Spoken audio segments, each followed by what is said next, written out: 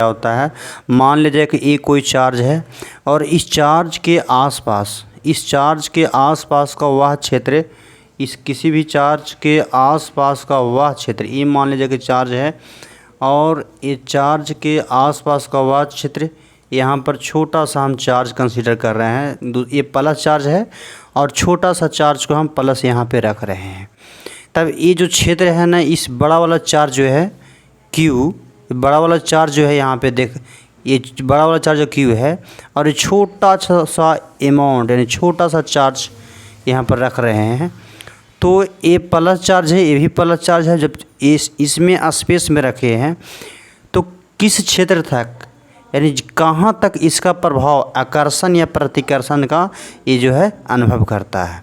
यहाँ पे देख सकते हैं किसी भी आवेश यानी किसी आवेश अथवा आवेशों का समुदाय के चारों ओर का वह क्षेत्र, यानी किसी चारों ओर का वह क्षेत्र जिसमें किसी अन्य आवेश को लाने पर, जिसमें किसी अन्य आवेश यानी ये दूसरा आवेश को हम लाने पर उस पर किस आवेश पर यानी किसी अन्य आवेश पर चाहे तो आकर्षण करता हो, चाहे तो प्रतिकर्षण बल का कार्य करता हो, वह वैद्युत क्षेत्र कहलाता है।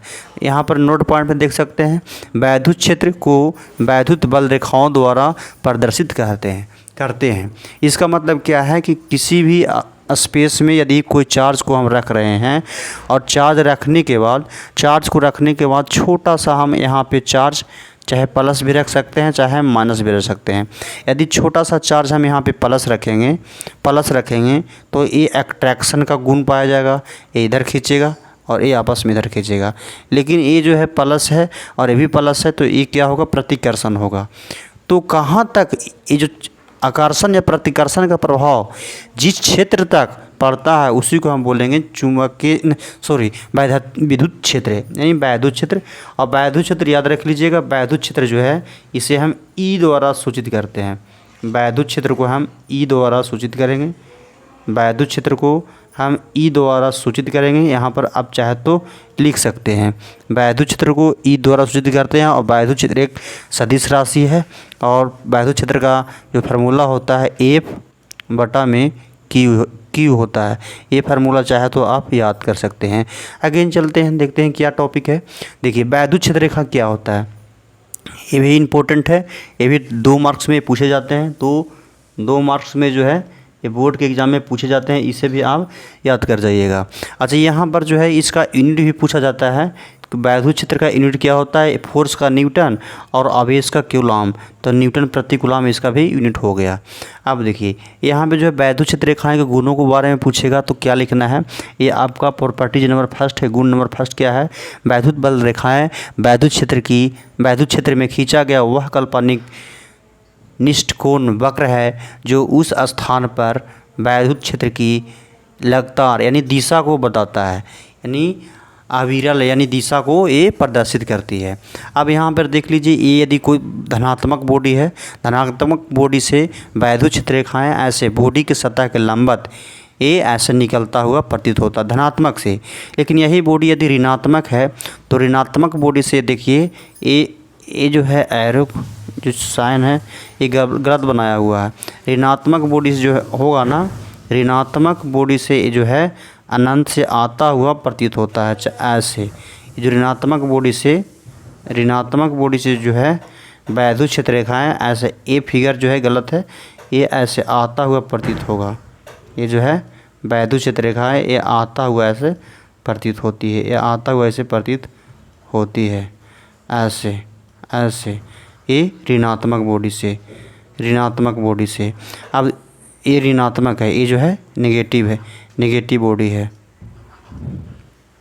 यहाँ पर लिख लेते हैं हम लोग, ये जो है ऋणात्मक बॉडी से अनंत से वैद्युत क्षेत्र रेखाएँ ऐसे आता हुआ ऐसे प्रतीत होता है। तीसरा पॉइंट क्या है, धनावेश एवं ऋण आवेश के एक संयुक्त बल रेखा इस प्रकार बनता है। आप देख भी सकते हैं प्लस से ऐसे वैद्युत क्षेत्र रेखाएँ जो निकलती है और माइनस की ओर बॉडी के लंबवत ऐसे प्रवेश करता हुआ प्रतीत होता है। तो ये भी पॉइंट जो है आपका बहुत इंपॉर्टेंट बन जाता है। अगेन देखिए, अगेन प्रॉपर्टीज नंबर क्या है, प्रॉपर्टीज नंबर 2 क्या है, वैद्युत बल रेखाएँ धनावेश से निकलकर वक्र बनाती हुई ऋणावेश पर जाकर समाप्त होती है। यहाँ पर आप इस यही एग्जाम्पल जो है पॉइंट नंबर 3A लागू होता है। वैद्युत क्षेत्र रेखा यदि बॉडी धनात्मक है तो बॉडी की सतह के लंबवत ऐसे निकलेगी, और ऋणात्मक है तो अनंत से आता हुआ प्रतीत ऐसे होता है। तो ये प्रॉपर्टीज नंबर 2 हो गया। गुण नंबर 2 भी आप लिख लीजिएगा। अब तीसरा क्या है, गुण नंबर तीसरा क्या है, वैद्युत क्षेत्र रेखाएँ जो हैं, वैद्युत क्षेत्र रेखाएँ हैं एक दूसरे को आपस में नहीं काट सकती है। आप यहाँ से देख सकते हैं दो वैद्युत बैल रेखाएं कभी भी एक दूसरे को नहीं काटती है। अगर ये काटेगी तो, अगर मान लीजिए कि यहाँ पे काटेगी तो यहाँ पर यदि हम स्पर्श रेखा खींचेंगे तो ये वैद्युत क्षेत्र की दिशा को प्रदर्शित करेगा, और यहाँ पर भी खींचेंगे तो वैद्युत क्षेत्र की दिशा को प्रदर्शित करेगा, जो कि ये पॉइंट मान लेते हैं P है।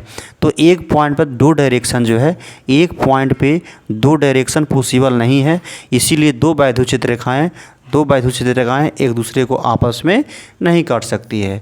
ये आप लिख लीजिएगा, ये इम्पोर्टेंट है, 2 मार्क्स में पूछा जाता है।